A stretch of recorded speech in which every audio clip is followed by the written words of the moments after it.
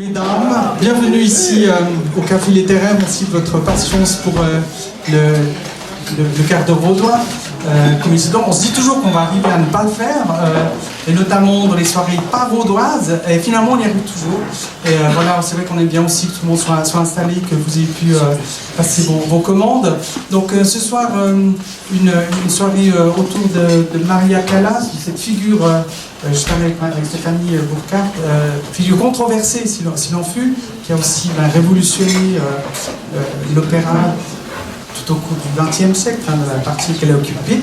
Et donc il s'agira aujourd'hui d'une conversation autour de Maria Callas, entrecoupée de quelques extraits musicaux qu'on vous passera.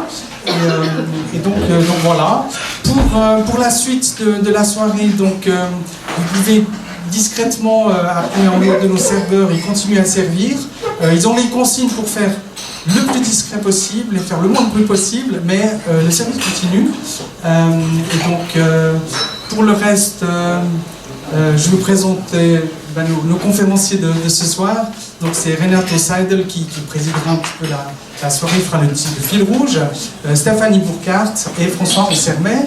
Donc, c'est la deuxième soirée qu'on organise ici, on pourrait dire des membres de l'ASREP, troisième. Il manquait une. On a eu Lou Salomé, la première c'était autour de... La première c'était Lou, et puis ensuite Lewis Carroll. Ah oui, Lewis Carroll, exactement. Et puis autour de Maria Callas ce soir, on envisage d'avoir une sorte de... Stanley Kubrick.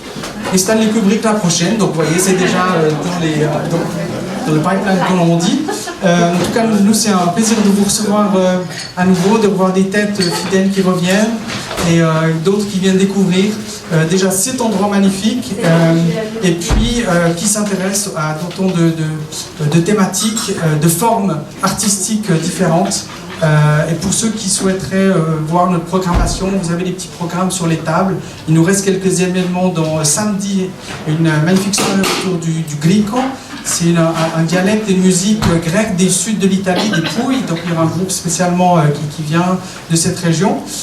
Et puis il y aura encore une soirée autour des thématiques, des outils de l'émancipation avec le groupe vaudois de philosophie avec qui on poursuit aussi une programmation. On est au 6e épisode en quelque sorte. Donc voilà, vous pouvez trouver ça sur la fin du programme. Et on est en train de vous concocter le programme de janvier à juin prochain. Voilà, pour l'instant, donc tout de suite, je vais céder la parole à Renato. Et puis, nous embarquons pour un voyage avec Maria Callas. Merci beaucoup, ce sera, j'espère, un vrai voyage. Maria Callas, la grande question c'est comment a-t-elle pris cette position qu'elle a pris dans le monde de la musique, dans le monde de l'opéra, mais pas seulement dans le monde de la musique, mais aussi dans le monde du théâtre. Elle est allée jusqu'à faire un film avec Pasolini où elle était uniquement actrice. Je vous laisserai découvrir ça avec Madame Burkhardt, qui...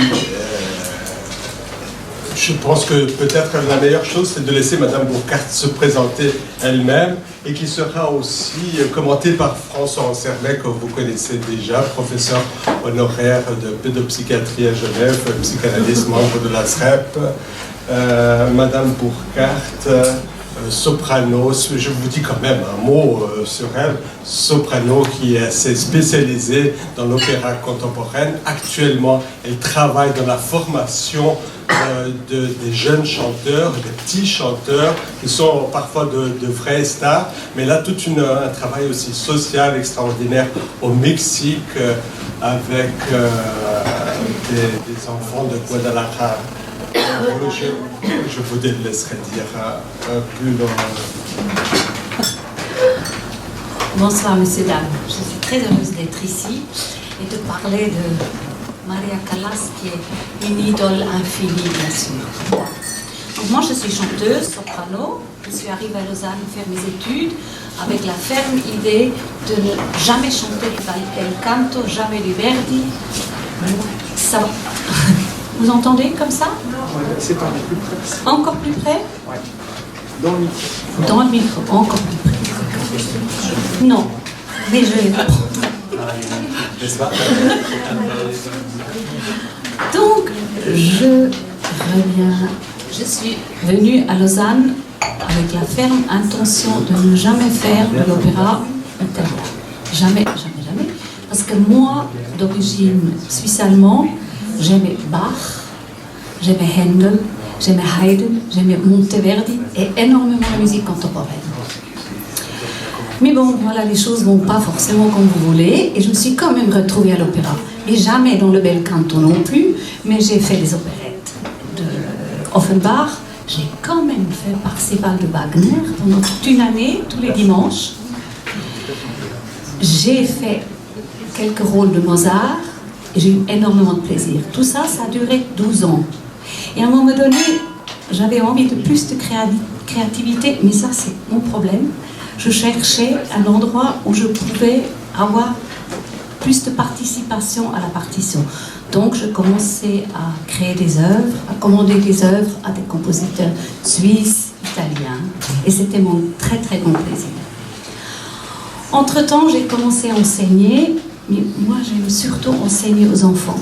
Les enfants, leur faire découvrir la musique, c'est tellement plus magique, moins compliqué, et ils vont directement là où c'est important, c'est la musique, la voix. Voilà, c'est ce que je fais encore maintenant. Je n'enseigne plus le chant, mais je monte des projets pour le Conservatoire de Lausanne ou pour les opéras en Suisse romande.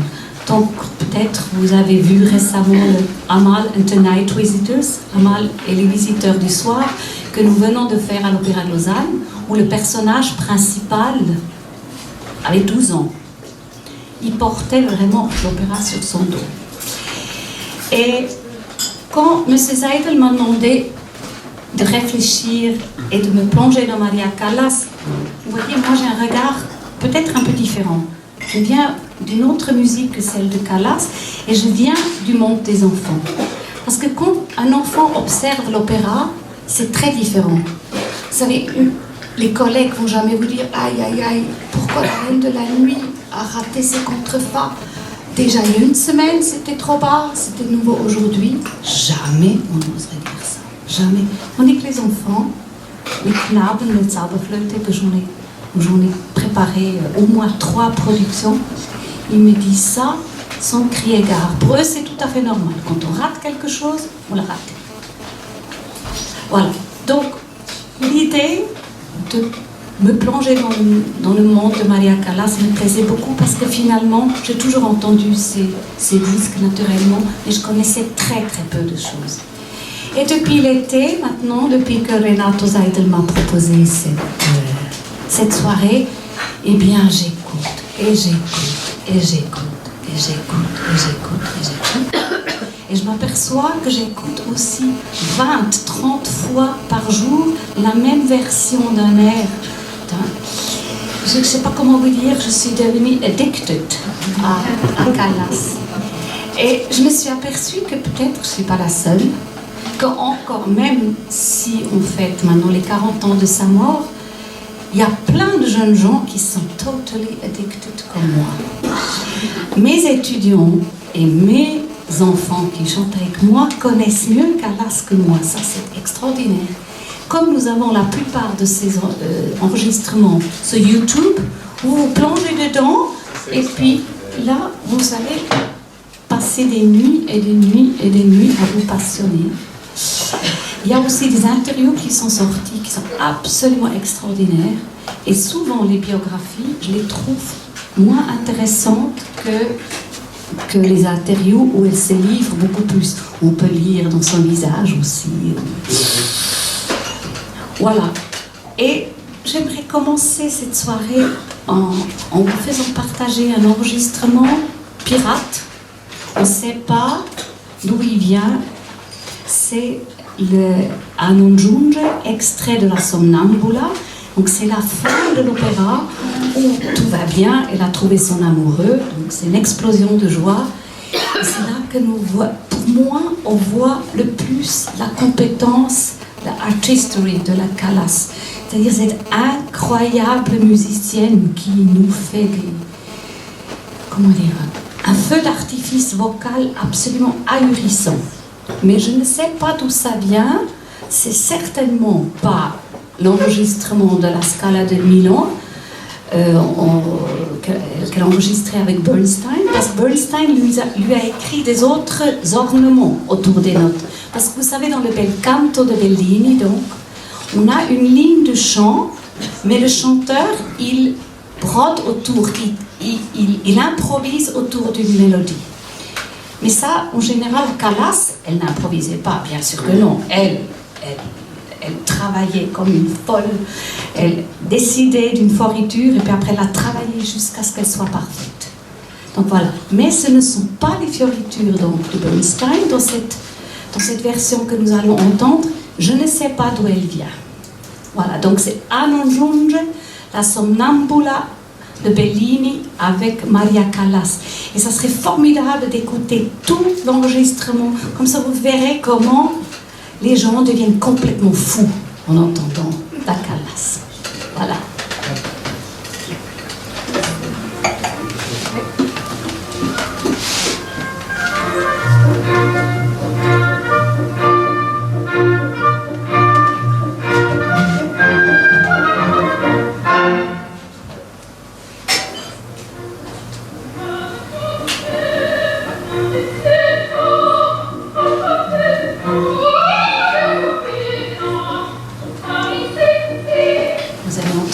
Les gens applaudissent à la fin de l'air, même si la musique est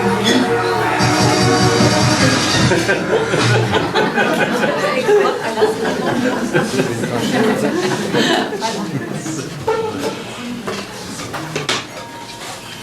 Moi, je trouve ce qui serait formidable, c'est qu'on essaie de réfléchir ensemble comment un pareil talent a pu éclore. Est-ce que ça vous dit? Alors, Sofia Cecilia Anna Maria Kalogeropoulos est née le 2 décembre en 1923 à Manhattan, New York. Elle était d'origine grecque. Ses parents ont immigré de Grèce quelques mois avant sa naissance. C'était une famille très très compliquée. Très très compliquée. En 1970, après le tournage de Médée, elle se serait confiée à son amie intime Nadia Stankov. Ma mère ne m'a jamais aimée. Quand je suis née, elle voulait un garçon parce que mon frère Vassilis était mort. En fait, c'est la raison pour laquelle mes parents ont émigré aux États-Unis. Tu sais que ma mère ne se souvient même pas de ma date de naissance. Une fois c'est le 3, une autre c'est le 4. Si tu ne me crois pas, lis le livre qu'elle a écrit sur moi. Elle présente les choses comme ça l'arrange. C'est un tissu de mensonges humiliants. Voilà, c'est gentil. On raconte aussi que la mère de Callas n'a pas voulu prendre le nouveau-né dans ses bras avant plusieurs jours. Maria avait certainement une enfance très très dure. Sa mère lui interdisait de jouer avec d'autres enfants dans les rues de Washington Heights, entre Harlem et le Bronx. Les seules sorties étaient des promenades en famille dans le parc voisin. Mais dans un interview, Maria Callas disait aussi qu'au fond, elle n'aimait pas trop jouer avec les enfants dans la rue. De toute façon, elle était loin de ce monde-là. Elle préférait rester dans sa chambre. Elle était très réservée, Maria. Elle mangeait beaucoup. Elle était très, très seule. Portait des lunettes. D'ailleurs, toute sa vie, elle ne voyait quasi rien. Sur scène, on doit bien s'imaginer qu'elle ne voyait pas le chef d'orchestre. Ses seuls compagnons sont un couple de canaris. Dans plusieurs interviews et dans des livres, j'ai lu qu'elle leur parlait de ses sentiments, de sa solitude.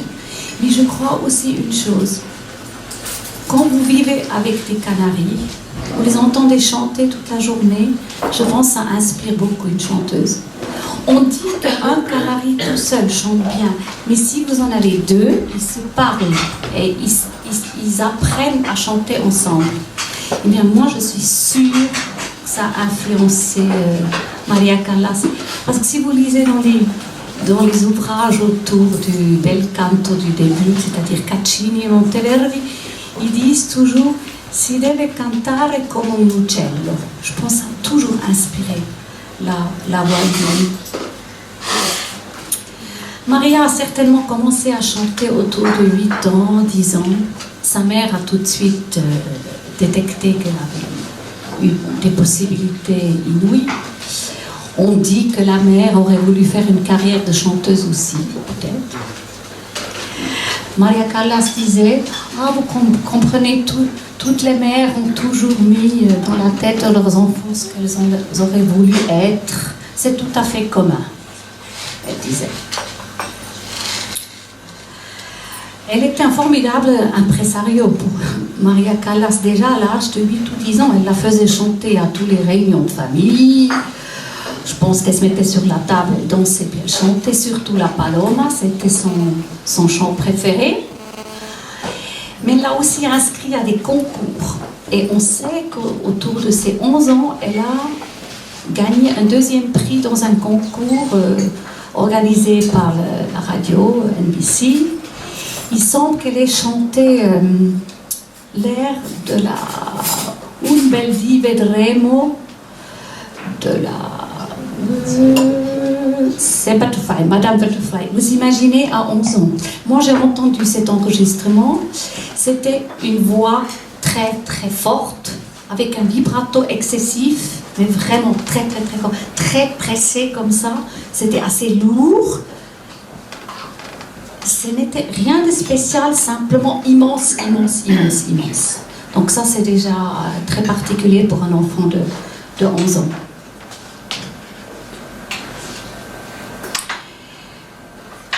Sa mère l'a amené souvent à la bibliothèque pour lui faire écouter des autres chanteuses, des chanteuses. Et Maria Callas est tombée sur Rosa Poncel. Rosa Poncel était à l'époque la grande chanteuse du Met à New York. Mais bien sûr, Maria Callas n'avait pas la possibilité d'aller à l'opéra, donc elle l'écoutait sur les disques. Et il semble qu'elle ait vraiment décidé, moi, je veux devenir une chanteuse comme Rosa Poncel. C'était vraiment son idole. Elle a dû avoir un choc en entendant cette voix. Quand Maria avait 13 ans, la mère décide de repartir avec ses filles en Grèce. Visiblement, il y avait des problèmes familiaux. J'ai vu sur une photo que ses canaris l'accompagnaient. Donc, elle ne devait pas être si seule. La mère veut inscrire Maria au conservatoire de Athènes. L'audition ne convainc pas le jury, manque de technique, voix mal placée, ignorance théorique. Toujours la même chose, hein? Avec les grands talents, on rejette toujours, ça je peux vous dire. Un jeune ténor a entendu Maria chanter dans un restaurant du Pirée et aurait parlé à son propre professeur au Conservatoire national d'Athènes qui aurait fait rentrer la jeune fille au conservatoire avec une bourse. Donc dans un premier temps, elle était chez un professeur Trivella qui était, mais comme Callas disait, de technique et d'origine française. Maria travaillait à la fois contralto et à la fois soprano, donc la voix devait vraiment être très très spéciale. Mais l'équipe pédagogique était très vite convaincue d'être en présence d'un très jeune phénomène autodidacte, très décidé à apprendre tous les secrets de la technique et ne jamais être satisfait de ses progrès. Après 1 an avec cette Rivella, c'est Elvira de Hidalgo qui est une grande soprano colorature espagnole. Elle est devenue le professeur de Maria Callas. Elle raconte que Maria Callas était extraordinairement docile, très travailleuse et une très bonne musicienne. Maria Callas jouait très très bien le piano. Sa mère lui donnait des leçons depuis fort longtemps, donc elle déchiffrait les partitions toute seule sans problème. Elle était vraiment capable d'apprendre des rôles sans corrépétiteur. Elle se mettait au piano, elle déchiffrait tout. Comme elle avait une extrêmement bonne mémoire, elle était capable d'avaler des rôles à une vitesse folle. Vous imaginez, Callas, dans sa vie, elle a fait sur scène 44 rôles, donc tous des rôles principaux sont liés. Et encore 4 rôles qu'elle a simplement enregistrés, qu'elle n'a jamais chanté sur scène. Hidalgo disait qu'elle venait le matin à 10h au conservatoire, puis elle écoutait tous les élèves que Hidalgo avait, puis elle sortait le soir, la dernière. Je me demande quand elle travaillait, je pense pendant la nuit, ou bien ce genre de personne qui travaillait dans la tête beaucoup. Je vais vous dire ce que Callas dit à propos du chant quand elle était jeune. J'ai commencé à travailler le chant très tôt, tout comme mon professeur Elvira de Hidalgo. Nous sommes méditerranéennes. Les filles grandissent et mûrissent vite. Il ne suffit pas d'avoir une belle voix. Cette voix, il faut l'apprendre et la mettre en 1000 morceaux pour qu'elle devienne capable de servir les besoins de la musique, de l'expression. J'abordais Tosca très tôt. Elle l'a chanté la première fois à 18 ans, vous imaginez? À l'Opéra d'Athènes, à 18 ans, chantait Tosca. Mais Hidalgo m'a appris que, si lourd que soit le rôle, il faut garder la voix légère, ne jamais la surcharger, la maintenir aussi souple que le corps d'un athlète. Donc à 18 ans, elle chantait à la fois Tosca, Tiefland de Jeanne Albert, ça elle faisait pour l'occupant allemand, il fallait proposer un opéra allemand, et le rôle principal de Fidelio, qui est pratiquement un soprano dramatique. La Grèce est libérée en 1944, mais comme Maria a chanté pour l'occupant, elle est virée de l'Opéra d'Athènes et du conservatoire, elle perdait sa bourse. Donc, elle est retournée à New York, à 21 ans. Elle tente des auditions, rate l'audition du Met, et elle est contrainte à nouveau de chanter dans des restaurants de Greenwich Village. C'est là qu'elle a rencontré le futur directeur du Festival de Verona, qui s'appelle Giovanni Zenatello. Lui cherchait une Joconde pour le Festival de Verona. Il l'a engagé et la Callas revient dans l'année 1949 à Vérone chanter la Gioconda.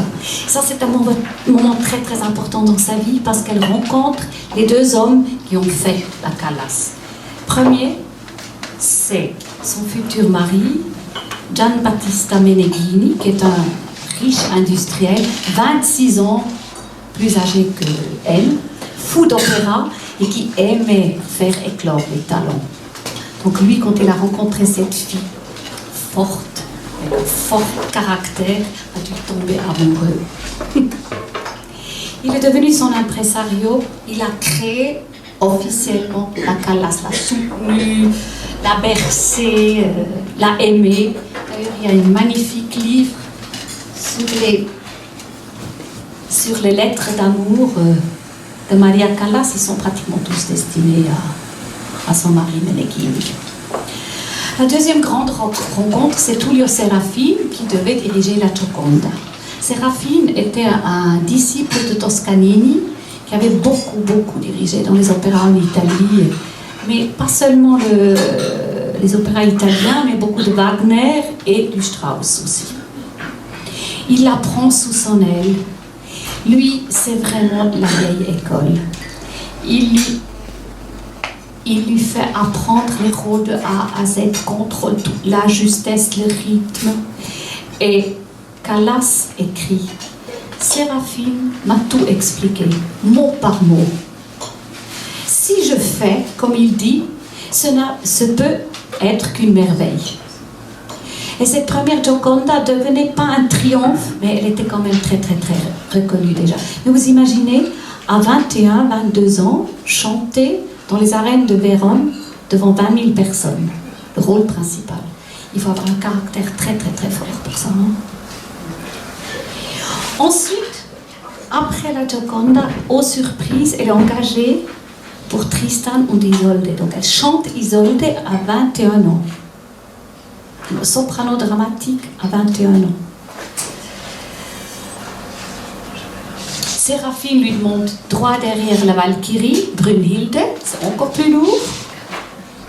Et en même temps, aux surprises, au théâtre de la Fenice, il y a le personnage principal du Puritani qui tombe malade.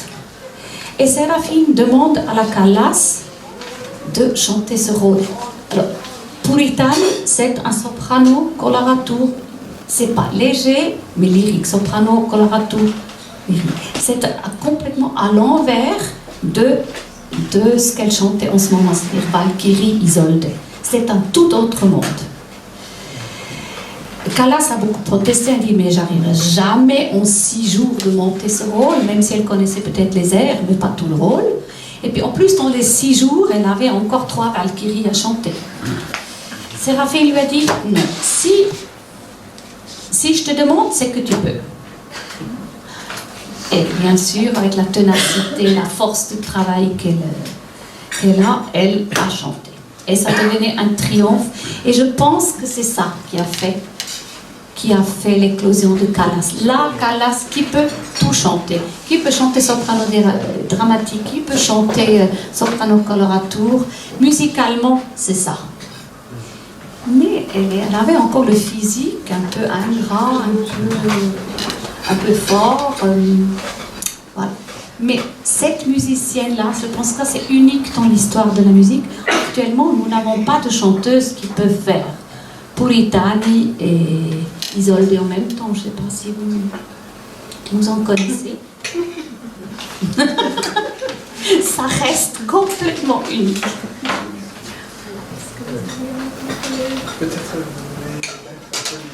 Voilà, alors, justement, comme nous ne connaissons pas Isolde, Callas wagnerienne, ça serait très intéressant d'entendre un bout de Liebestod de Wagner. Callas chante en italien parce elle l'a enregistré à Turin avec Séraphine 2 ans après la Isolde de Venise. Peut-être nous pourrions écouter un petit bout. Vous aimeriez tout? Un petit bout? Oui. C'est assez long.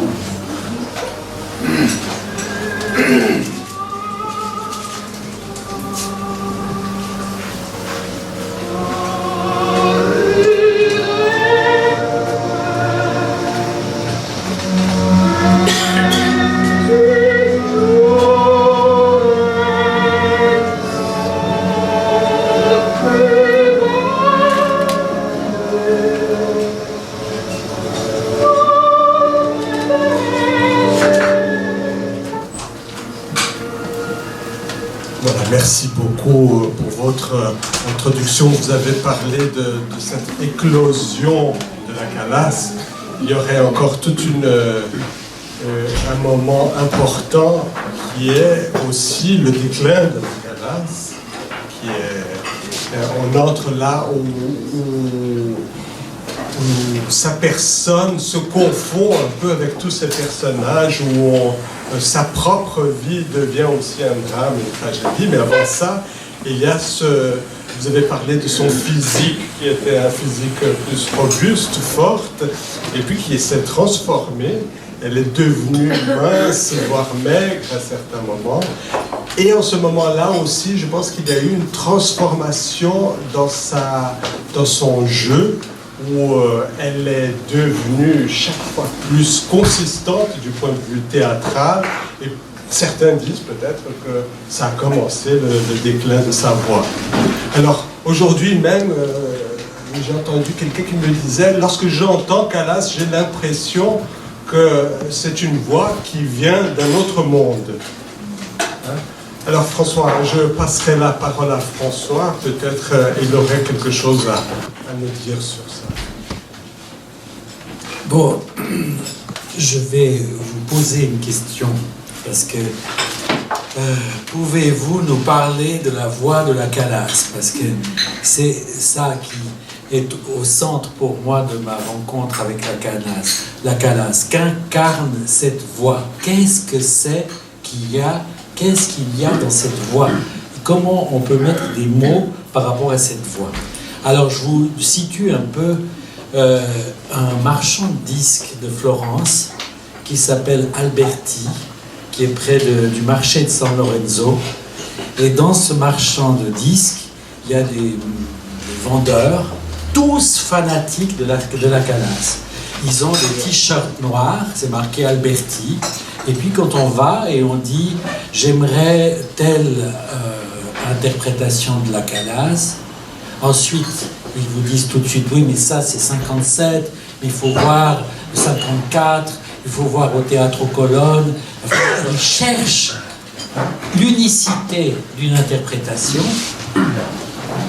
avec des scènes magnifiques auxquelles j'ai assisté, c'est-à-dire qu'ils font arrêter, comme on vient de vivre maintenant, il faut arrêter tous les bruits dans le magasin, et puis ils mettent les interprétations, souvent aussi des interprétations anciennes, avec des disques qui fonctionnent plus, des sons dont on n'a plus l'habitude, et émerge une chose unique, indéfinissable, et là, les vendeurs de chez Alberti ont les larmes qui commencent à couler.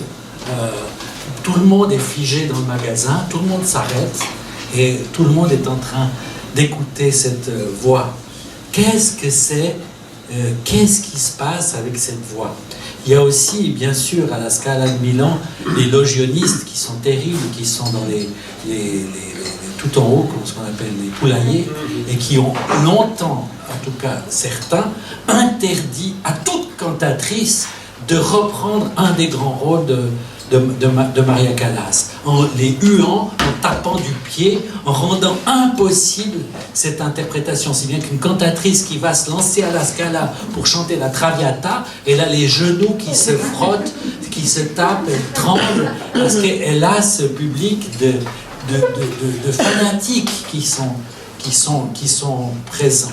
Alors, on fait ça avec Callas. Oui, bien sûr. Mais enfin, là, il y a quelque chose. Alors, qu'est-ce que c'est que ce secret de la voix de la Callas? Est-ce que c'est, une vibration particulière? Est-ce que c'est une couleur particulière? Est-ce que c'est une chaleur? Est-ce que c'est un timbre? Quel mot on utilise? Elle est changeante aussi, elle est reconnaissable surtout entre toutes. Quand vous avez une interprétation de la Callas, vous savez que c'est la Callas. Et même si vous n'êtes pas, moi je suis, je ne sais pas pourquoi je parle ici, mais je parle parce que j'écoute la Callas depuis très longtemps, mais je n'ai pas comment dire, je ne suis pas musicologue, ni clinicien, psychanalyste, mais cette voix la singularise. Et c'est une voix aussi qui n'a pas été acceptée, pas été acceptée par certains, et c'est une interprétation qui s'impose aussi. On a fait l'expérience parfois de voir des très beaux, par exemple Lucia de la mer mort, l'air de la folie, vu dans un verre, et vous mettez la Callas, vous ne pouvez plus écouter quiconque. Il y a un phénomène... Oui, tous les rôles sont fichus. Alors, voilà, donc ça, j'aimerais bien, première question, après je vais poser ma deuxième question aussi avec la première, c'est que vous nous donniez quelques mots, comme un peintre peut dire, là j'ai mis ceci, j'ai mis cela. Qu'est-ce que c'est cette peinture de la voix de la Callas qui fait qu'on est pareillement touché? La deuxième chose que je voulais dire brièvement, effectivement, c'est ce qu'a pointé Renato, que je remercie de cette invitation. La deuxième chose, c'est cette fameuse phrase « La voix m'a quitté ». Cette phrase, depuis longtemps, m'intrigue. Parce qu'au fond, elle n'a pas dit « j'ai perdu la voix », elle dit « la voix m'a quitté ». C'est un enseignement aussi sur ce que c'est que la voix. Et aussi un enseignement pour la psychanalyse, puisque là on est entre psychanalyse, café philo, musique et tout ça. Qu'est-ce qu'elle dit avec cette idée que la voix m'a quitté? Je vous fais une petite anecdote, parce que comme je suis obsédé par cette phrase, il m'est arrivé, je me fais un peu snob, mais enfin, pourquoi pas, d'être invité chez les Rothschild, par Nadine de Rothschild. Et puis moi, puis elle m'a dit oui, il y avait la Calas qui était là avec son mari, comment il s'appelait voilà. Et puis elle, Nadine de Rothschild, je lui ai dit, est-ce que vous avez entendu qu'elle a dit ça? Elle a dit, oh non, mais c'est pas la voix qui l'a quitté, c'est ses maris qui l'ont quitté. Enfin, c'est elle qui a quitté ses maris. Voilà. Donc, mais voilà, je fais cette petite parenthèse parce que ça m'avait frappé. Donc la voix apparaît en psychanalyse. On considère la voix comme un objet de la pulsion invocante. Lacan rajoute aux pulsions classiques, pulsions orales et les autres pulsions, les pulsions du regard et de la voix. Et la Calas me fascine parce qu'effectivement j'ai appris qu'elle était tellement myope, qu'elle était comme dans un aquarium, comme dans un bocal, et qu'au fond elle n'avait pas le regard, mais par contre elle avait la voix.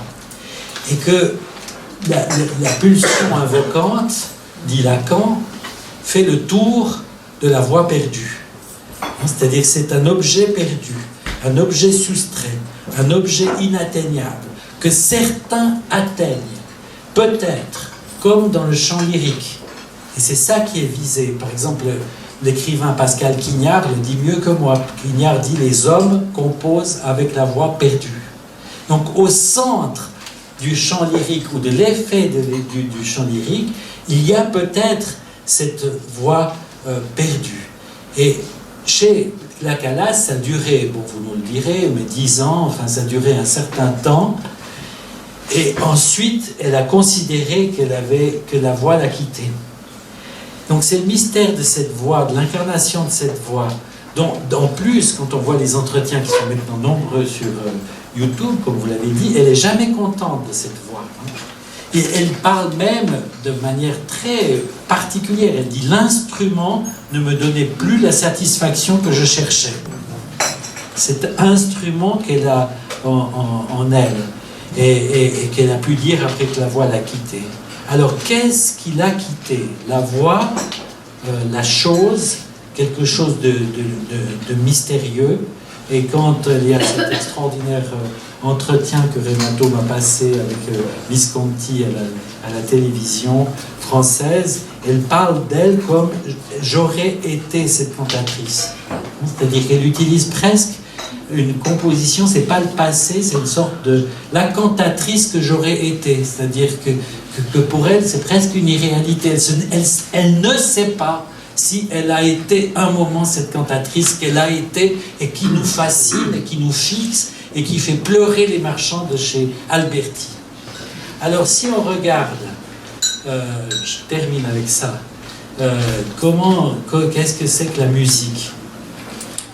Pascal Dussapin, que, comme je vous l'ai dit, j'ai eu l'occasion de rencontrer, avoir plusieurs entretiens avec lui, que je verrai d'ailleurs de nouveau dimanche prochain dans un entretien à Paris, il dit, bien sûr, comme les musiciens, la musique a tout à voir avec le temps. Ayant tout à voir avec le temps, il dit, elle a tout à voir avec le deuil. Je suis content de ne pas être musicien. Je m'appelle Ansermel, mais bon, voilà, parce que c'est effectivement une épreuve. C'est-à-dire que Barthes disait la musique, c'est le deuil incessant de l'instant. Donc il y a quelque chose qui se passe dans l'instant. Mais dans l'instant où on l'atteint, ça échappe. On le perd. Et au fond, Dussapin a été nommé prof au Collège de France dans la chaire de création artistique. Il a écrit, vous trouvez ça sur édité. Donc il dit, en somme, c'est toujours déjà fini. C'est-à-dire qu'il y a quelque chose, et peut-être c'est ça qui rend addict. Hein? C'est-à-dire que c'est presque comme dans une addiction, c'est là, mais c'est déjà plus là quand c'est là. D'où la menace toujours que ça soit fini, que ça soit déjà fini. Pour Dussapin, juste avant la musique, il y a le silence. Juste après la musique, ce n'est plus qu'un souvenir. Le souvenir du silence d'avant. quand s'est passée la musique, on n'arrive pas à le saisir, à le savoir. C'est ce qui fait que la musique, le chant lyrique, est avant tout, c'est ce que révèlent aussi ces biographies, un art vivant. Un art vivant parce que ça meurt. Un art vivant parce que ça se perd. Un art vivant parce que ça cesse. Un art vivant parce que ça se joue dans l'instant. Un art vivant parce que c'est là et après ça n'est plus. Donc, l'art de ce qui ne se passe que dans l'instant où ça se passe. Et qu'on essaye d'ailleurs de rattraper dans des enregistrements. Voilà, donc ce qui se passe dans l'instant est un instant qui est toujours déjà fini, mais qu'on essaye de retrouver. Donc, deux questions. Dites quelques mots. Qu'est-ce qui nous prend dans cette voie? Vous, peut-être aussi, puisque vous avez dit que vous avez passé tout l'été à écouter les mêmes interprétations. Et deuxièmement, qu'est-ce que c'est cette notion de deuil, d'instant, de voix qui peut quitter l'interprète de chant? Alors pour moi, une chose unique chez la Callas, c'est qu'elle ose chanter laid quand il le faut. Quelquefois, elle nous fait des sons qui sont tellement expressifs, mais tout le contraire de ce qu'on attend d'un chanteur lyrique, c'est-à-dire un chant plein d'harmoniques, beau, et viscéralement, elle veut chanter laid. Ça, c'est la chose qui, moi, me touche le plus. C'est-à-dire laid, ça veut dire vrai, ce qu'elle sent. N'oubliez pas que chanter, pour pouvoir chanter, il faut d'abord entendre. Vous pouvez seulement émettre un son quand vous l'entendez déjà. D'ailleurs, Callas le dit elle-même, quand vous voulez donner une phrase au public, il vous faut déjà la ressentir, la voir, la montrer sur le physique et chanter après. Comme ça, vous le recevez deux fois. Hein, ça, c'est très... Voilà. Avec un décalage. Oui, mais aussi les grands hommes de théâtre. Nous, quand nous faisons des mises en scène à l'opéra, nous devons toujours, avant de faire un geste qui soit physique ou musical, nous devons avoir l'impulsion de le faire. Donc nous la pensons à l'avance. Ça, c'est impératif. C'est extraordinaire que vous disiez ça, parce que c'est exactement, peut-être là, je ne vais pas me casser les pieds, mais casser les oreilles, mais c'est exactement l'expérience de Libet qui a beaucoup troublé les neuroscientifiques, c'est-à-dire le fait qu'on a déjà le trajet de la chose avant le geste. Donc c'est la même chose pour la voix. Certainement. Mais je pense que quand Callas était petite, c'est pour ça que moi je m'imagine l'histoire des Canaries très important. Vous avez un entourage autour de vous sonore. Il vous hante, il vous peuple. Et bien après, vous donnez ce que vous avez autour de vous. À travers un travail acharné vocal, de faire des gammes, des piquettati et ci et ça. Mais c'est que ce que vous avez de l'extérieur, ce que vous avez en vous-même, vous le mettez dans la voix. Et ce que vous êtes, vous, ça remplit une voix, ce qui rend la voix complètement unique. Et c'est une voix complètement unique parce que la personnalité, cette âme de cette femme est absolument unique. Pour moi, c'est presque, elle est la Traviata, elle est la Carmen, elle est la Norma, oui, mon Dieu, Médéa, etc., etc. Elle est chaque fois ça. Et puis, comme elle est en plus très douée pour les langues, elle colorie les choses avec cette âme qui rentre dans les sons. Pour moi, c'est ça la Callas. Beaucoup plus que d'autres. Mais je peux encore vous lire quelque chose que son professeur lui disait à propos de la technique de chant, parce que c'est très important chez Callas. Donc c'est l'extrait d'une lettre que Elvira de Hidalgo lui a écrite en 1949. Donc elle venait de faire, comme nous avons entendu, la Brunhilde et les Puritani. Donc cette espèce de cantatrice absolue, de capacité absolue. Elle dit, comme tu vois, j'avais bien raison quand je te disais de n'écouter personne. Parce que un jour, tu pourrais chanter n'importe quel opéra. Alors que les autres disaient que tu étais un soprano dramatique à 16 ans. Je te faisais chanter la Cenerentola, c'est un rôle de mezzo-soprano coloratura, et je te faisais chanter des gammes comme un soprano léger. Voilà pourquoi tu peux chanter Brunhilde et Puritani. Je suis vraiment fière de toi.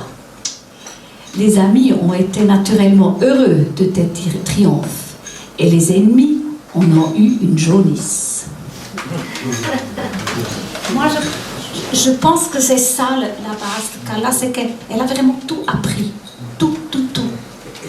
Et quand vous dites pas beau, parce que ça c'est très fort comme interprétation, c'est-à-dire qu'elle est elle-même un peu décalée par rapport à une sorte de perfection. C'est peut-être ça qu'on entend, c'est ce décalage, c'est-à-dire qui est presque le sujet, c'est le style, quoi. C'est-à-dire c'est sa singularité qui est présente. Si vous avez à dire davanti da Roma, tout le monde tremble, c'est pas forcément beau. Donc on va pas le dire, elle le dit comme elle le sent, et ça sort comme ça.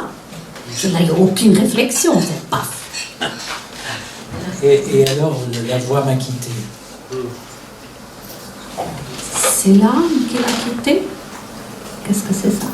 Moi, je pense que, comme elle dit, il faut mettre la voix en 1000 morceaux pour travailler. Elle a fait que travailler. Elle vivait presque comme dans un couvent.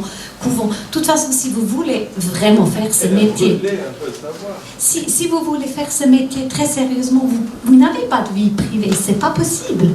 On fait que chanter, se préparer. Et je pense qu'à un moment donné, elle a commencé sa vie de femme. Et là, elle a moins travaillé, la voix la lâche. Moi, je pense que c'est ça. Nadine a raison.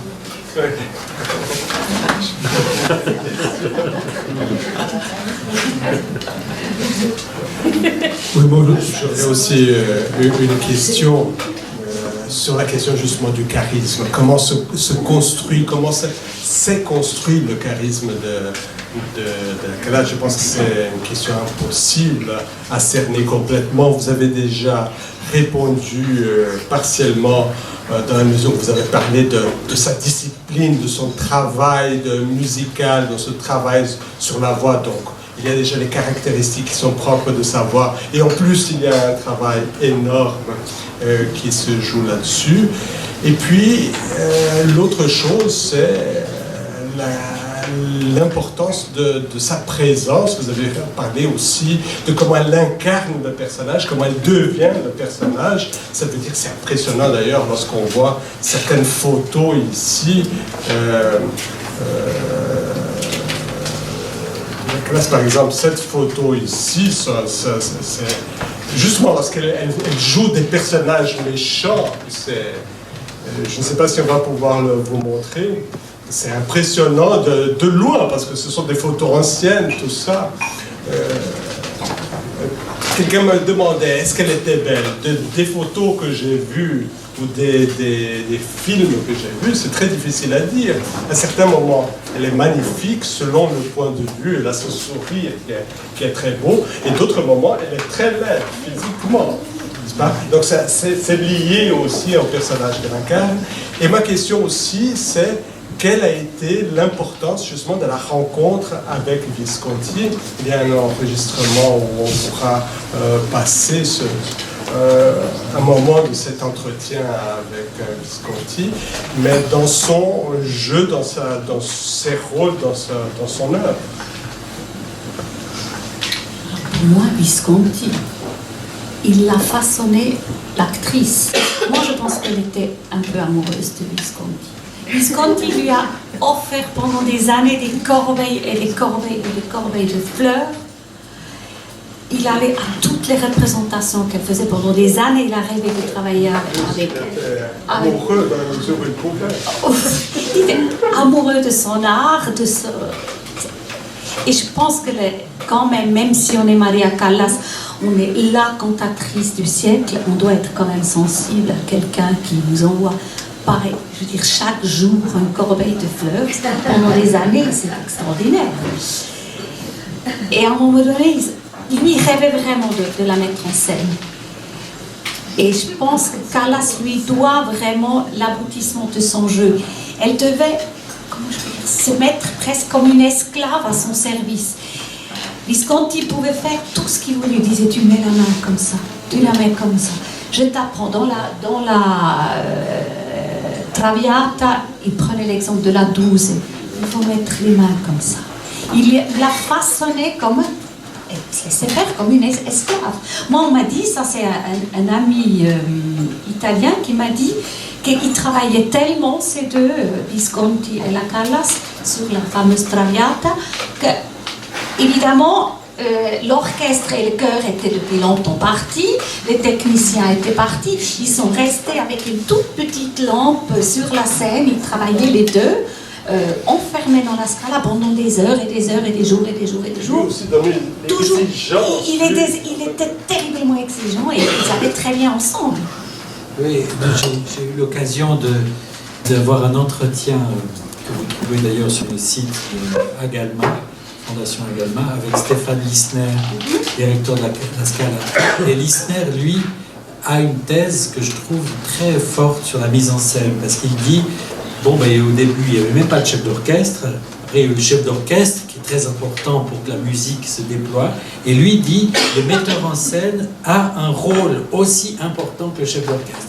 C'est-à-dire le metteur en scène inscrit, c'est ces termes qu'il utilise, inscrit le trajet de la voix. Et qu'au fond, dans la mise en scène, la voix peut trouver son cheminement.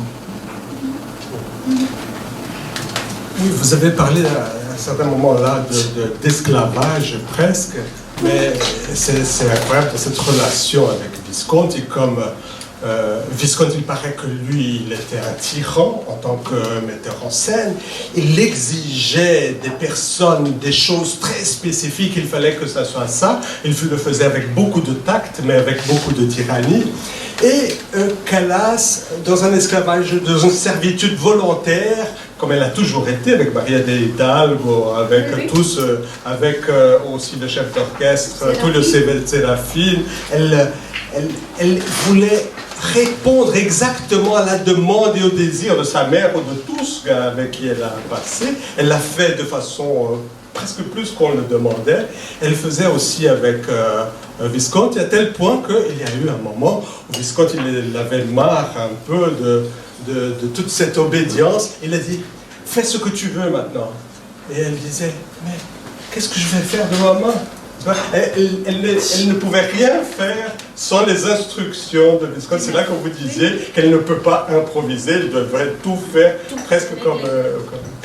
Alors, j'aimerais qu'on puisse passer, si vous êtes d'accord, un petit morceau de cette rencontre. C'est dommage aussi qu'on ne peut pas voir les images, mais vous le verrez sur YouTube, c'est incroyable qu'on ait ces documents, cette rencontre de Maria Callas avec Visconti. Et il y a un moment très spécifique dans cette longue discussion où Maria Callas, elle apprend à Visconti qu'elle va faire un film. Ce ne sera pas un film avec Visconti, c'est un film avec Pasolini.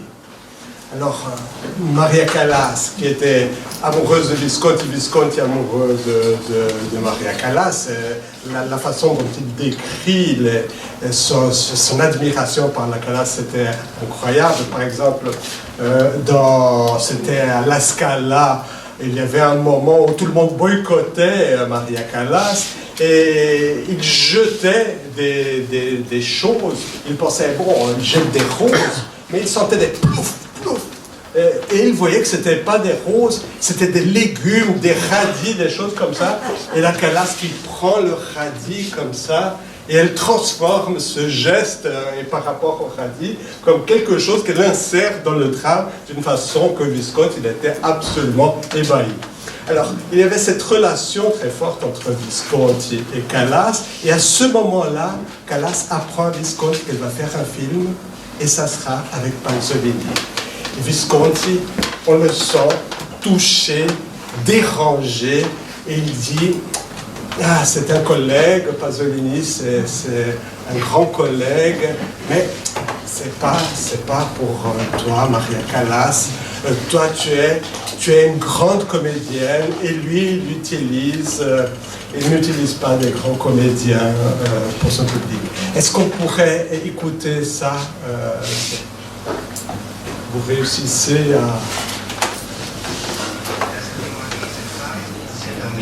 Elle a dit ça, elle pleurait. Et vous savez, Luchino Visconti, que Maria Callas n'a pas joué dans ce film, vous voulez la faire jouer, mais elle va jouer dans un autre film, je crois.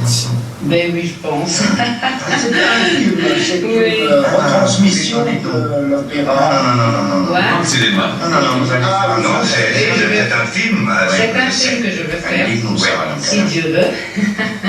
Si Dieu veut, si pas Dieu veut, pas Eh Dieu. bien oui, moi je veux bien. Tant mieux. Moi je veux bien. Alors, racontez-nous, qu'est-ce que vous allez bien, faire? c'est la Médéa, et c'est Médée. tout à fait Ouais. oui. Et là, ce n'est pas avec Luchino Visconti, c'est avec M. Pasolini. Et c'est une conception que j'aime bien parce que c'est les deux civilisations de la barbare, de la colchide, comme on dit, et puis la civilisation grecque. Alors ça donne beaucoup de possibilités aussi aux personnages. Mais vous ne chantez pas, hein? Non. Non, c'est vrai, vous allez jouer. Nous avons déjà dit, heureusement, nous étions d'accord que je ne suis pas d'accord sur l'opéra. Donc vous devenez actrice. Actrice. Bah, j'ai dit, Pardonnez-moi, j'espère que je le suis. Dites-moi Après tant d'années. pourquoi vous faites du cinéma après tant d'années, justement. Bon, le personnage, je peux dire, est une chose qui me fascinait. Ça m'a toujours fasciné. Le destin m'a porté dans ce personnage avec l'opéra. Médée. Oui, Médée, évidemment. Et ça m'intrigue beaucoup parce que ce que nous n'avons pas pu faire dans le théâtre sont les images de près, Les les gros gros plans. plans. Alors j'ai essayé de mon mieux, et en effet, je crois que tous mes admirateurs que connaissaient, y compris et surtout toi, c'était les gros plans, c'est-à-dire faire très peu et le maximum d'expression avec un Avec petit le geste, visage. beaucoup de... Oui, Les gestes. et les gestes et justement le mouvement. Oui, ce qui vous intéresse, ce qui vous amuse au cinéma, beaucoup. c'est de vous exprimer autrement finalement que Oui. sur une scène où on va toujours le Exactement. personnage de loin. Et oui, parce qu'on est lié à la musique, là, on ne peut pas faire ce qu'on veut, on est lié avec une grande distance, comme disait Luchino Visconti, tandis qu'ici, il y a l'expression des yeux, un petit rien, les lèvres, peut-être rien que la lumière dans les yeux qui me fascine. Ça, c'est le vrai art. Je pense, ça sera un peu peut-être ennuyeux pour moi, mais finalement, c'est ce que Ce sera une chose j'aimerais, je pense. On peut avoir une idée J'ai toujours dessus. voulu, et j'ai toujours dit non à cause de une Je chose. peux dire mon opinion. Oui, tu peux dire Bon, ton opinion. je ne parlerai pas du film parce que c'est pas un film que c'est moi qui fais, donc on ne parle jamais d'un collègue, que j'admire beaucoup du reste, etc. Je pense que Maria Callas, en plus d'être une très grande cantatrice, je crois qu'elle est une très grande actrice. Merci. Je l'ai toujours pensé, tu le sais. Maria Callas est grecque, elle a dans le sang la tragédie, elle a dans le sang la possibilité de s'exprimer. J'aimerais beaucoup de voir Maria Callas jouer à Épidore, une tragédie d'Euripide, une tragédie de Sophocle. Malheureusement, J'ai déjà fait la je médaille. n'ai pas le moment pour y penser maintenant, car mon pays, qui est un pays que j'adore, est dans une situation terrible. Mais cette situation finira, je l'espère. En tout cas, j'aimerais tellement de voir Maria vraiment jouer des tragédies grecques. Mais je veux- Parce que je crois que, pardon, je vais pas finir, parce que je crois que même si tu n'avais pas chanté sur la scène lyrique, tu aurais été quand même énorme. Mais oui, Comment mais je veux dire? oui, mais je C'est un voulais te compliment, rappeler, tu sais. je le sais, Voilà. je voulais te rappeler que j'ai déjà fait Médée à la barre, chantant. Je sais, c'était temps meilleur pour le la Grèce. miracle de Épidore. Épidore, c'est un miracle. C'est admirable, cette Oui. ambiance. Mais je ne sais pas si tu as bien choisi ton début dans le cinéma. Car le cinéma de Pasolini est un cinéma qui n'est pas fait pour les grands acteurs. Bon, moi je sais. Mais quand même, je te souhaite d'avoir un grand succès, car j'ai vu maintenant, par exemple, sur l'écran, tes gros plans pendant cette émission, j'étais extraordinaire. Je vais vous dire une chose, je ne sais pas ce que vous en pensez, M. Visconti, mais Voilà, on sent vraiment la jalousie de Visconti par rapport à tout ça. Mais je ne sais pas si vous avez vu ce film, j'ai regardé ce film il y a 2 semaines. Et il a raison, Visconti. Ça veut dire qu'elle est la seule actrice vraiment du film. Les personnages, les autres acteurs, parce que Pasolini, il prend les gens du commun, mais il prend par ce sont des personnes très expressives physiquement, mais lorsqu'ils jouent, c'est un peu catastrophique. Tandis que Callas, c'est la seule qui a vraiment une présence très grande. Est-ce que vous avez vu le film? Oui, c'est bien. Vous l'avez vu, le film? Oui, bon, moi j'ai adoré Vous ce l'avez film. adoré? Oui, parce qu'en fait, il se resitue Médée dans une dialectique très, très large. En plus, il y a un grand acteur qui est Terzieff, qui joue au départ le centaure et qui vient déclarer toute l'intrigue qui se pose. Mais enfin, c'est effectivement une autre Médée qu'à l'opéra aussi. C'est tout le mythe de Médée bien avant Jason. Bon, peut-être vous aimeriez aussi poser une question ou faire un commentaire. Vous êtes timide. J'ai lu un peu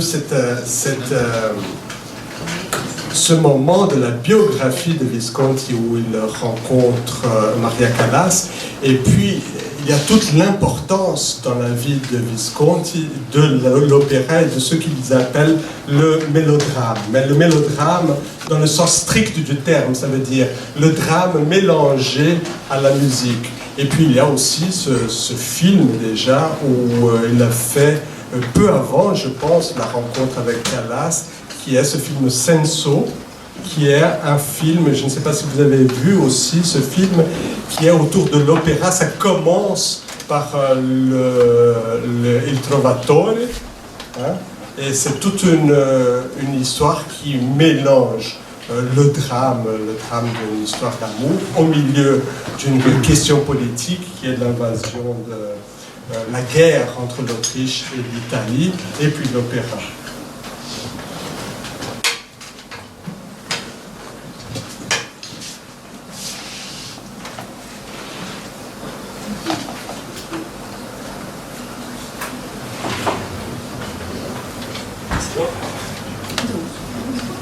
Sinon, on pourra...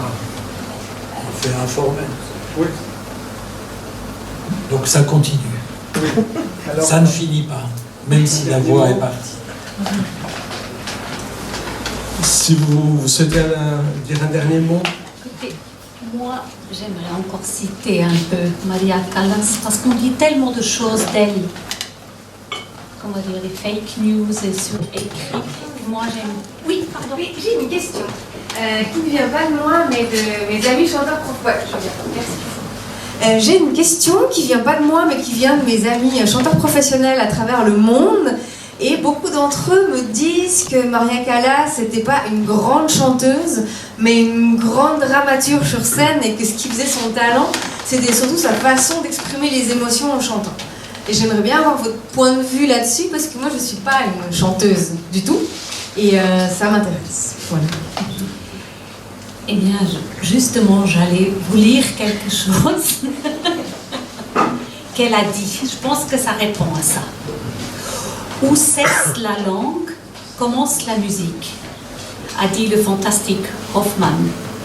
Et vraiment, la musique est une chose trop grande pour qu'on puisse en parler. Mais on peut la servir toujours, en tout cas, et toujours la respecter avec humilité. Chanter pour moi, ce n'est pas un acte d'orgueil, mais seulement une tentative d'élévation vers des cieux purs où tout est harmonie. C'est un texte que j'ai trouvé dans une exposition. Et je pense que la base, bien sûr, Callas était une actrice inouïe, mais toute la base est quand même dans la musique, parce que quand elle chantait l'opéra, quand même à l'opéra, il y a la musique. Et puis elle dit, c'est d'ailleurs Séraphine qui lui a déjà appris ça, vous avez une phrase musicale, le compositeur a déjà pensé comment la chanter, comment la mettre en scène, comment la jouer, tout est là.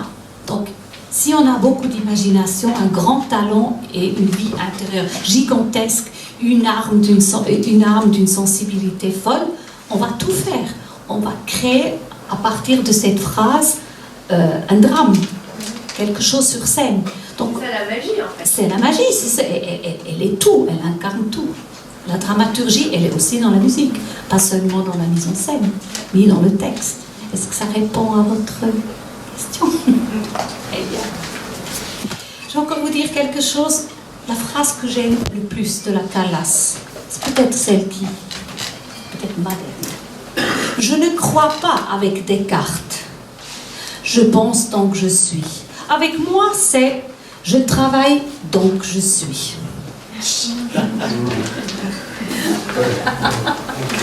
Voilà. Alors, je vous remercie beaucoup. Oui. Oui, je vous remercie beaucoup. Je remercie aussi à François. Et vous avez choisi une dernière musique pour qu'on puisse terminer un peu en musique et avec Maria Callas. Cette fois, moi je choisis, eh bien, je m'en irai bien loin, au milieu des nuages dorés. Qu'est-ce que c'est? C'est la Valli. Moi je trouve que c'est un des plus beaux enregistrements de la Callas. Elle est dirigée par son maestro Serafine et nous sommes dans une émotion totale, à mon avis. Voilà, écoutons.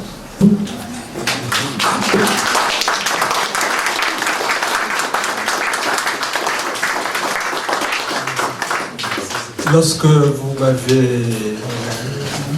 vous êtes montré très sceptique par rapport à la biographie de la Callas, et puis vous avez dit la meilleure chose, mieux que la biographie, c'est d'écouter Callas, qui se raconte et qui chante, et vous m'avez fait connaître tous ces enregistrements, tous ces documents extraordinaires qu'on a à disposition, que j'ai partagés ici avec François ensuite, et maintenant on a pu partager aussi avec vous au Café littéraire. Et donc je remercie aussi Philippe Gervais de votre assistance.